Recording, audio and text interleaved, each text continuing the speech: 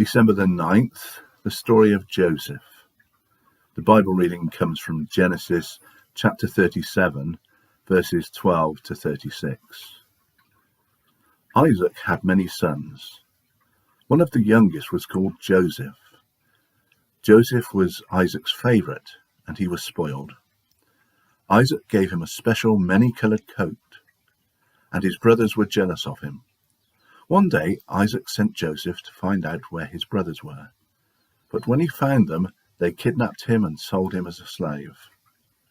They went back to Isaac and told him that a wild animal had eaten Joseph. Joseph was taken to Egypt, where he had many adventures, and ended up running the country for the king.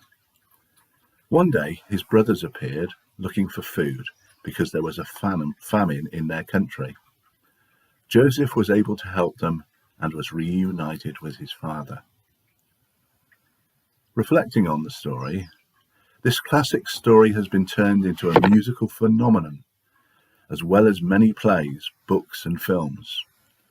The story of some brothers getting rid of their annoying little brother by selling him into slavery in Egypt, where he eventually becomes Pharaoh's right-hand man, used by God to predict a famine and prepare enough food to keep the country fed and watered safely.